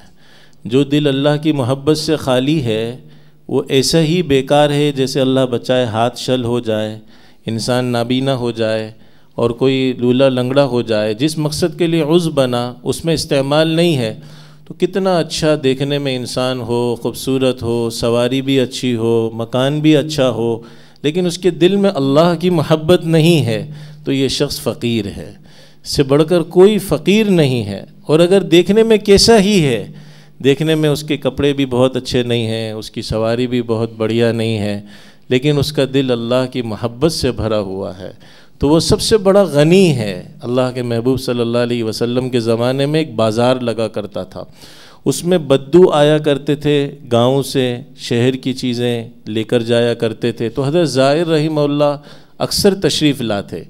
اللہ کے محبوب صلی اللہ علیہ وسلم حضرت زائر سے بڑی محبت کرتے اور فرماتے کہ زائر تم ہمارا گاؤں ہو، ہم تمہارا شہر ہیں۔ ایک دفعہ آپ علیہ السلام نے ان کو پیچھے سے پکڑ لیا اور مزاحن، اور پھر جیسے ہی حضرت زائر کو پتہ چلا کہ یہ تو اللہ کے محبوب ہیں، تو اپنی کمر اللہ کے محبوب صلی اللہ علیہ وسلم کے سینے سے ملنے لگے، اور پھر آپ علیہ السلام نے فرمایا من یشتری منی ھذا الغلام، کون مجھ سے اس غلام کو خریدے گا؟ تو حضرت زائر نے فرمایا یا رسول اللہ اذن تجدنی کاسدا، آپ تو مجھے کھوٹا پائیں گے، میری کون قیمت ادا کرے گا؟ تو آپ نے فرمایا بل انت عند اللہ یا زائر غالیہ، اے زائر تمہاری قیمت اللہ کی نظر میں بہت زیادہ ہے، تم بڑے قیمتی ہو اللہ کی نظر میں۔ تو اللہ کے محبوب صلی اللہ علیہ وسلم نے ہمیں یہ عظیم دعا سکھلائی کہ اللہ سے اللہ کی محبت کو مانگو، کہ اللہ اپنی محبت نصیب فرما، اور جن لوگوں سے آپ کو محبت ہے ان کی محبت نصیب فرما، اس لیے کہ اللہ کی محبت کا راستہ اللہ کی محبت والے ہی سکھائیں گے۔ اللہ کی محبت کا راستہ وہی لوگ سکھائیں گے جنہیں اللہ سے محبت ہوگی۔ تو یہ بھی اللہ سے مانگنے کی چیز ہے۔ جب دل پر گناہوں کی وجہ سے اندھیرا چھا جاتا ہے تو اللہ کی محبت والوں کی محبت پہلے نکلتی ہے، پھر اللہ کی محبت نکلتی ہے، کیونکہ راستہ بتلانے والے سے ہی جب تعلق ختم ہو گیا تو پھر انسان گھڑوں میں گرتا رہتا ہے، بھٹکتا رہتا ہے۔ اور تیسری چیز اس کی علامت کیا ہے؟ اے اللہ مجھے ان اچھے اعمال کی محبت نصیب فرما جو مجھے آپ کی محبت کے قریب کر دے۔ اگر ایک انسان دعوے دار ہے میں عاشق اللہ کا عاشق ہوں، اللہ کے رسول کا عاشق ہوں، لیکن انہیں اچھے اعمال سے محبت نہیں ہے تو یہ اپنے دعوے میں جھوٹا ہے۔ تو اللہ سے تینوں چیزوں کی محبت مانگنی ہے۔ اے اللہ اپنی محبت بھی نصیب فرما، اور جن لوگوں سے آپ کو محبت ہے ان کی محبت بھی نصیب فرما، اور اچھے اعمال کی جو آپ کی محبت کے قریب کر دیں اللہ اس کی بھی محبت نصیب فرما۔ اور اللہ سے محبت کیوں نہ ہو، وہ رب ہمارا کتنا کریم ہے، اتنا کریم ہے کہ ایک بدو آیا، اللہ کے نبی صلی اللہ علیہ وسلم سے پوچھنے لگا کہ یا رسول اللہ قیامت کے دن حساب کون کرے گا؟ تو اللہ کے نبی نے فرمایا اللہ کریں گے۔ اور تو وہ بدو تالی بجائی اس نے اور بڑا اچھلتا کودتا جانے لگا، کہا پھر تو میرا مسئلہ ہی حل ہو گیا۔ تو آپ علیہ السلام حیران ہو گئے کہ میں اسے کہہ رہا ہوں اللہ حساب کریں گے، یہ اتنا خوش ہو رہا ہے۔ اس نے کہا کہ اللہ کون ہے؟ اللہ کے محبوب سے فرمایا کہ یا رسول اللہ میرا اللہ تو کریم ہے، اور کریم تو وہ ہے کہ جب وہ قادر ہو جاتا ہے عذاب پر وہ معاف کر دیتا ہے۔ تو میرا معاملہ اس رب کے ساتھ ہے، میں اس سے محبت نہ کروں۔ اور دوسری بات، جو اللہ سے محبت کر کے اللہ کی ملاقات کے شوق میں جیتا ہے تو اللہ بھی اس کی ملاقات کا انتظار کرتے ہیں۔ من احب لقاء اللہ احب اللہ لقاءہ، جو اللہ کی ملاقات کا شوق رکھتا ہے اللہ بھی اس کی ملاقات کا شوق رکھتے ہیں۔ ایک واقعہ سنا کر بات ختم کرتا ہوں۔ اللہ کے محبوب صلی اللہ علیہ وسلم کے مرض الوفات کا واقعہ۔ آپ علیہ السلام مرض الوفات میں تھے اور بہت سخت تکلیف میں تھے، اور آپ کی زبان پر یہ الفاظ تھے لا الہ الا اللہ ان للموت سکرات، لا الہ الا اللہ ان للموت سکرات۔ اور آپ علیہ السلام کے دائیں طرف ایک پانی کا پیالہ تھا، آپ اپنا دست مبارک اس میں ڈالتے جاتے اور اپنے چہرے پر ملتے جاتے۔ اتنے میں حضرت فاطمہ رضی اللہ عنہا نے تکلیف دیکھی اور فرمایا اپنے والد کے بارے میں واہ کرب ابا، واہ کرب ابا، ہائے میرے والد کی تکلیف، ہائے میرے والد کی تکلیف، تو اللہ کے محبوب صلی اللہ علیہ وسلم نے فرمایا لا کرب علی ابیک بعد اليوم، میری بیٹی آج تک تیرے باپ نے بڑی تکلیفوں میں زندگی گزار دی، آج کے بعد تیرے باپ پر کوئی تکلیف نہیں ہے۔ اور پھر اتنے میں جبرائیل امین نازل ہو گئے۔ اصل یہ واقعہ آپ کو سنانا ہے، جبرائیل امین کے ساتھ ملک الموت بھی تھا، اور اس کے ساتھ آسمان دنیا کا ایک فرشتہ، مشکاہ شریف میں یہ واقعہ موجود ہے، آسمان دنیا کا فرشتہ، اس کا نام اسماعیل تھا۔ اس اسماعیل کے ساتھ 1,00,000 فرشتہ تھا، اس 1,00,000 میں سے ہر فرشتے کے ساتھ 1,00,000 فرشتہ تھا، یعنی کروڑوں فرشتے۔ آج وہ ملک الموت کے ساتھ، جبرائیل امین کے ساتھ اللہ کے محبوب صلی اللہ علیہ وسلم کے پاس آئے۔ جبرائیل امین سب سے پہلے اندر داخل ہوئے، عرض کیا یا رسول اللہ، یا رسول اللہ، یہ ملک الموت آپ سے کچھ بات کرنا چاہتا ہے۔ ملک الموت نے اللہ کے محبوب صلی اللہ علیہ وسلم سے عرض کیا کہ اللہ نے مجھے اختیار دیا ہے یا رسول اللہ، اگر آپ چاہیں تو مزید زندگی کو پسند فرما لیں، اور اگر آپ ہماری ملاقات کو پسند کرتے ہیں تو میں آپ کی روح قبض کرنے کے لیے حاضر ہوں۔ سبحان اللہ۔ اب یہ سوال بڑا عجیب تھا، اس لیے کہ ایک طرف آپ کو زندگی پسند تھی امت کی فکر میں، دوسری طرف اللہ کی ملاقات کا شوق بھی تھا۔ تو آپ نے جبرائیل امین کو دیکھا، جبرائیل امین اللہ کے محبوب صلی اللہ علیہ وسلم کے مشیر تھے۔ آپ نے فرمایا میرے 2 مشیر آسمان میں جبرائیل و میکائیل، اور 2 مشیر زمین میں ابو بکر و عمر۔ چنانچہ آپ نے جبرائیل امین کو دیکھا کہ کیا جواب دوں، تو جبرائیل امین نے کتنا عجیب جملہ ارشاد فرمایا، یا رسول اللہ ان اللہ قد اشتاق لقاءک، اے اللہ کے رسول، اللہ آپ کی ملاقات کا شوق رکھتے ہیں۔ اللہ کے محبوب نے جب یہ جملے سنے، آپ کی زبان پر یہ الفاظ جاری ہو گئے، اللہم الرفیق الاعلیٰ، اللہم الرفیق الاعلیٰ، اے اللہ پھر میں بھی آپ کی ملاقات کو پسند کرتا ہوں۔ اور یہ الفاظ کہتے کہتے آپ دنیا سے رخصت ہو گئے۔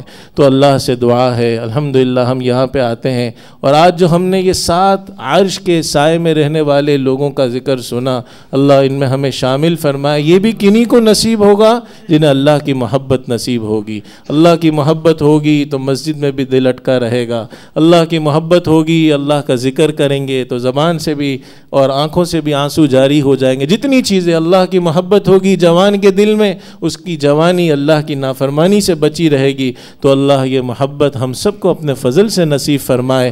حضرت تھانوی رحمہ اللہ نے ایک دفعہ اللہ کی محبت پر جب گفتگو فرمائی تو خواجہ مجذوب الحسن رحمہ اللہ نے فوراً سوال کر لیا، حضرت یہ تو بتا دیں اللہ کی محبت کیسے پیدا ہوگی، حضرت یہ تو بتا دیں اللہ کی محبت کیسے پیدا ہوگی۔ تو حضرت مولانا اشرف علی تھانوی رحمہ اللہ نے فرمایا، جن لوگوں نے اللہ کی محبت اپنے دل میں پیدا کر لی ہے ان کی جوتیوں میں پڑ جاؤ، ان کی جوتیوں میں پڑ جاؤ۔ یہ واقعہ حضرت مجذوب رحمہ اللہ سنا کر خواجہ مجذوب پھر یہ شعر پڑھا کرتے تھے، قال را بگزار مرد حال شو، پیش مرد کامل پامال شو، باتوں کو چھوڑو کیفیت دل کی اپنے اندر پیدا کرو، اللہ کی محبت والی کیفیت۔ اور اس کا راستہ یہ ہے کہ جن لوگوں کے دل میں اللہ نے اپنی محبت ڈال دی ہے ان کے آگے اپنے کو پامال کر دو۔ اللہ پاک حضرت کی زندگی میں بھی برکت عطا فرمائے، ہمیں ان مجالس سے خوب استفادہ کرنے کی توفیق نصیب فرمائے۔ وآخر دعوانا الحمدللہ۔ حضرت تقی عثمانی صاحب دامت و برکاتہ، ان کے جو پہلے شیخ تھے نا تو حضرت مولانا مسیح اللہ صاحب جلال آبادی تھے، اس وقت میرے شیخ ہیں حضرت تقی عثمانی صاحب۔ تو اس کے بعد حضرت ڈاکٹر صاحب حئی صاحب بعد میں دوسرے شیخ، ان کا جب انتقال ہوا تو ان سے انہوں نے بیعت کی۔ اس زمانے میں ٹھٹائی کا یہ شہر کے اندر چھوٹا سا دارالعلوم تھا، اب تو دارالعلوم تو آپ کو پتہ ہے ماشاءاللہ۔ اس وقت حضرت کو بہت ساری پریشانیاں تھیں، حالات تھے، بہت سارے معاملات تھے۔ تو انہوں نے حضرت اپنے شیخ کو حضرت مولانا مسیح اللہ رحمۃ اللہ علیہ کو خط لکھا، تفصیل کے ساتھ خط لکھا کہ یہ پریشانی ہے، یہ پریشانی ہے، یہ پریشانی، اتنی بڑا خط لکھا۔ حضرت نے جواب کیا دیا وہ سننے کا ہے، آپ کو پہلے بھی سنایا ہے۔ حضرت اتنے بڑے چیزوں کو انہوں نے جو اپنے پرابلمز لکھے کہ یہ پرابلم، یہ پریشانی، یہ پریشانی، یہ پریشانی، حضرت نے ان کا جواب دیا جس کا ہو اللہ سے تعلق اس کا پریشانی سے کیا تعلق، بس اتنا جواب دیا جس کا ہو اللہ سے تعلق، جیسے مفتی صاحب نے بتایا نا، جیسے ہمارا اللہ سے قرب، اللہ سے معرفت، ہمارے اللہ سے تعلق بڑھے گا تو یہ پریشانی کچھ بھی پریشانی نہیں ہے جب آخرت کی سامنے بات نظر آئے گی۔ اصل مسئلہ کیا ہے، ہمارے یہاں حب دنیا ہے، ہم دنیا میں ایسے پھنسے ہوئے ہیں، ایسے لگے ہوئے ہیں، ہر چیز کو ہم دنیا کے پریورٹی کے اوپر لیتے ہیں، دنیا کے اوپر ہی ہم سوچتے ہیں کرتے ہیں۔ تو میں تھوڑے سے اشعار میں آپ کو تشخیص اور تجویز دونوں دیتا ہوں، پہلے تشخیص پھر تجویز، ٹھیک ہے، دونوں باتیں میں دیتا ہوں، کیونکہ اعمال کرنے کا یہ ہے۔ اچھا یہ بھی جب میں آپ کو تشخیص کروں گا تو یہ بات سمجھ لیجیے، ہم یہ نہیں کہتے کہ دنیا کو چھوڑ دیں، لیکن دنیا غالب نہ ہو۔ دنیا اگر ہمارے دین کے کام میں رکاوٹ نہیں ہے تو یہ دنیا بھی دین ہے ہمارے لیے، پھر دین ہے ہمارے لیے۔ لیکن اگر یہ دنیا اگر ہمارے دین کے کام کے لیے رکاوٹ بن جاتی ہے، ہمارے فرق واجبات، ہمارے معاملات، ہر چیز کے اندر، پھر یہ دنیا ہے، پھر وہ تباہی ہے۔ اب سن لیجیے، میں تشخیص کے اندر کچھ اشعار پڑھتا ہوں۔ یہ محلوں اور یہ تختوں، یہ تاجوں کی دنیا، یہ محلوں، یہ تختوں، یہ تاجوں کی دنیا، یہ انسان کے دشمن سماجوں کی دنیا، یہ دولت کے بھوکے رواجوں کی دنیا، یہ دنیا اگر مل بھی جائے تو کیا ہے؟ ہر ایک جسم گھائل، ہر ایک روح پیاسی، نگاہوں میں الجھن، دلوں میں اداسی، یہ دنیا ہے یہ عالم بدحواسی، یہ دنیا اگر مل جائے تو بھی کیا؟ یہاں ایک کھلونا ہے انسان کی ہستی، یہاں ایک کھلونا ہے انسان کی ہستی، یہ بستی ہے مردہ پرستوں کی بستی، یہ بستی ہے مردہ پرستوں کی بستی، یہاں پر تو جیون سے ہے موت سستی، یہ دنیا اگر مل جائے تو بھی کیا ہے؟ جوانی بھٹکتی ہے بدکار بن کر، جوانی بھٹکتی ہے بدکار بن کر، جوان جسم سجتے ہیں بازار بن کر، یہاں پیار ہوتا ہے بے وپار بن کر، یہ دنیا اگر مل جائے تو بھی کیا؟ یہ دنیا جہاں آدمی کچھ نہیں ہے، یہ دنیا جہاں آدمی کچھ نہیں ہے، وفا کچھ نہیں، دوستی کچھ نہیں ہے، جہاں پیار کی قدر ہی کچھ نہیں ہے، یہ دنیا اگر مل جائے تو بھی کیا؟ جلا دو اسے، پھونک ڈالو یہ دنیا، میرے سامنے سے ہٹا لو یہ دنیا، تمہاری ہے تم ہی سنبھالو یہ دنیا مل بھی جائے تو کیا؟ ایک بزرگ نے اشعار لکھے اس کے اندر۔ اب اس کی تشخیص ہو گئی، یہ ہم دنیا کے اندر جو پھنسے ہوئے ہیں، دنیا میں رہیں لیکن دنیا کو اتنا ہو کہ پانی کشتی کے اندر نہ آ جائے۔ اگر ہمارے دل کے اندر، معاملات کے اندر، سب چیز کے اندر دنیا اتنی پھنس گئی ہے، جائز ناجائز، تو ہم ہر چیز کو دنیا کے کرائٹیریا سے دیکھتے ہیں، چیک کرتے ہیں، اس کو چلاتے ہیں۔ اب اس کا حل کیا ہے؟ حل وہی ہے جو وہ ایک بزرگ تھے، آپ کو میں نے پہلے بھی سنایا تھا، ایک بزرگ تھے، مقروض ہو گئے تھے، مقروض ہونے کے بعد ایک انہوں نے گوشہ نشینی اختیار کر لی تھی، اب اپنے اوپر چادر اوڑھ کے بیٹھ گئے، لوگ پیسے مانگنے آتے تھے، وہ چادر سے منہ ہی نہیں نکالتے تھے باہر۔ اس میں ایک حلوائی والا بچہ نکلا تو حلوائی لے لو، حلوہ لے لو، تو اس نے منہ باہر نکالا، حلوے والے سے کہا کہ ادھر آؤ، جو مقروض جو قرض لینے کے لیے بیٹھے ہوئے تھے، کہا سب کو حلوہ کھلا دو، سب کو حلوہ کھلا دیا نا۔ تو پھر وہ انہوں نے جب کھا لیا تو پھر انہوں نے چادر اوڑھ کے بندوں کے بیٹھ گئے، تو بچے نے کہا کہ مجھے پیسے تو دو بھائی، بولا وہ منہ ہی باہر نہیں نکال رہے، تو وہ رونے لگا کہ میرے والد صاحب تو مجھے پٹائی کریں گے، آپ پیسے لے کے نہیں آئے، حلوہ بیچ کر آ گئے۔ وہ بہت جب ہزاروں کو رونے لگ گیا نا، تو ایک بزرگ وہاں پر آئے، اس نے کہا کیا معاملہ ہے؟ بولا یہ مسئلہ یہ تھا، اور یہ حلوائی کے پیسے اور یہ مقروض کے پیسے، تو یہ انہوں نے اپنے پیسے نکالے، مقروض کو بھی دیے، حلوائی والوں کو بھی، سب کو دے دیے۔ تو جو چادر اوڑے بزرگ تھے تو انہوں نے اللہ سے کہا کہ یہ ان کو الہام ہوا کہ اللہ اگر یہ دینا تھا پیسہ، یہ بزرگ کو بھیجنا تھا تو پہلے بھیج دینا تھا۔ تو ان کے دل میں بات آئی، الہام ہوا ان کو کہ اصل بات یہ تھی کہ یہاں کوئی رونے والا نہیں تھا۔ جب بچہ رونے لگا نا زیادہ، جب روتے ہیں تو اللہ کا فضل آ جاتا ہے، اللہ کا تعالیٰ، کیونکہ انسان کے ماں باپ بھی بچے کو رونا نہیں دیکھ سکتے، تو 100 ماں باپ سے زیادہ محبت کرنے والے ہیں۔ تو اس کی میں تشخیص کے اندر بتاتا ہوں، کیا پوچھتے ہو ان اشکوں کا، یوں ہی تو نہیں ہم روتے ہیں؟ کیا پوچھتے ہو ان اشکوں کا، یوں ہی تو نہیں ہم روتے ہیں؟ مصروف ثنائے دل آنکھوں میں محبوب دو عالم ہوتے ہیں، ایک رسم ہے غسل کعبہ کی، ایک رسم ہے غسل کعبہ کی، ایک غسل ہے دل کے کعبہ کا، اس گرد کو زمزم دھوتا ہے، اس میل کو آنسو دھوتے ہیں، اس میل کو، اس کے بغیر بات نہیں بنے گی۔ اللہ سے رونا ہوگا، آنکھ فکا کرنا ہوگا، مانگنا ہوگا۔ تھوڑا سا ہم ذکر کر لیتے ہیں پھر دعا کروا لیتے ہیں۔ یہ لا الہ الا اللہ کے بارے میں تھوڑی سی بات سمجھ لیجئے۔ لا الہ الا اللہ کا ہمارا شعبان اور جب رمضان شروع ہوتا ہے نا، تو ہمارا جو اصل وظائف جو شروع ہوتے ہیں یہ لا الہ الا اللہ سے ہی شروع ہوتے ہیں۔